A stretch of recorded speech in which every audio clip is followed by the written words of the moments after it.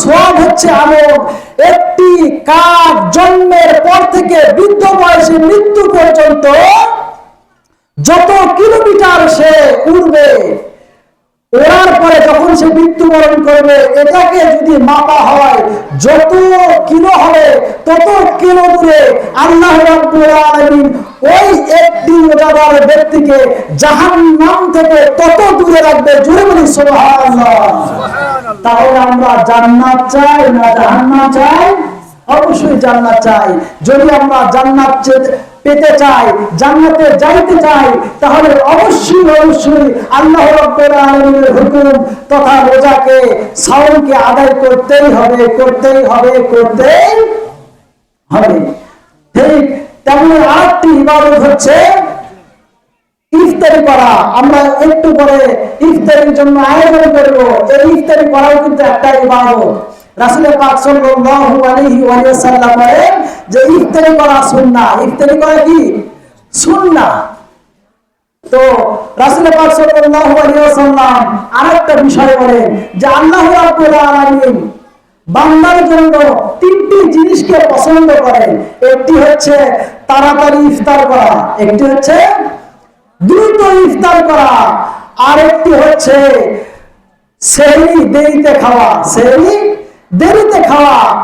আরেকটি পছন্দের বিষয় হচ্ছে নামাজের সময়ে এক হাতকে আরেক হাতের উপরে রাখা। এটা রাসূল পাক সাল্লাল্লাহু আলাইহি সাল্লাম বলেছেন যে বান্দার এই আমলগুলো আমি বেশি বেশি পছন্দ করি। তো আমাদের উচিত হবে আল্লাহ রাব্বুল আলামিন যেটা পছন্দ করে, আল্লাহর হাবিব মুহাম্মদ রাসূলুল্লাহ সাল্লাল্লাহু আলাইহি সাল্লাম যেটা পছন্দ করে, আমাদের সেটা পছন্দ করা। ঠিক কি না বলেন? তো যাই হোক, ঠিক তেমনি ভাবে আরেকটি ইবাদত মাহে রমজান মাসে, সেটা হচ্ছে তারাবির নামাজ আদায় করা।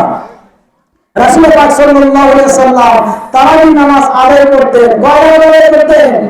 20 টাকা আদায় করতেন। তো 20 টাকা তারাবির নামাজ আদায় করা রাসূল পাক সাল্লাল্লাহু আলাইহি সাল্লামের সুন্নাহ দ্বারা প্রমাণিত। আর রাসূল পাক সাল্লাল্লাহু আলাইহি সাল্লাম তারাবির পাশাপাশি তাহাজ্জুদ নামাজও আদায় করতেন। এই বিষয়গুলো আমাদের জানতে হবে এবং মানতে হবে। শুধু জেলে বসে থাকবেন তাও হবে না, আর আপনি মানবেন আরেকজনকে বলবেন না, সেটাও হবে না। অতএব আমরা 20 টাকা তারাবি নামাজ পড়বো, তাহাজ্জুদ নামাজ পড়বো, ঠিক তেমনি ভাবে অন্যান্য নফল নামাজ সেগুলো আমরা আদায় করব। কারণ কি, নফল নামাজ যদি আমরা পড়ি সেটা সুন্নতের সহায়ক হবে।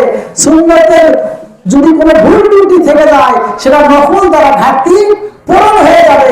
আবার ওয়াজিবের যদি কোনো ঘাটতি থেকে থাকে সেটা সুন্নত দ্বারা পূরণ হয়ে যায়। আবার ফরজের যদি কোনো ঘাটতি থেকে থাকে সেটা ওয়াজিব দ্বারা পূর্ণ হয়ে যায়। জোরে বলি সুবহানাল্লাহ। অতএব নামাজ বাদ দিয়ে ঈমানদার মুমিন মুত্তাকি বলার কোনো সুযোগ নেই।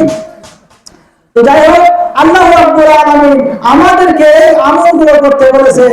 আবার রমজান মাসে বেশি বেশি দান সদকা করতে বলেছেন। বেশি বেশি দান সদকা করতে বলেছেন। রাসূল পাক সাল্লাল্লাহু আলাইহি ওয়াসাল্লামের সাহাবী বলেন, রাসূল পাক সাল্লাল্লাহু আলাইহি ওয়াসাল্লামকে আমরা 11 মাস যেই পরিমাণ দান করতে দেখেছি, 11 মাস যেই পরিমাণ সদকা করতে দেখেছি, তার চাইতে দ্বিগুণ রাসূল পাক সাল্লাল্লাহু আলাইহি ওয়াসাল্লাম রমজান মাসে দান করতেন। জোরে বলি সুবহানাল্লাহ।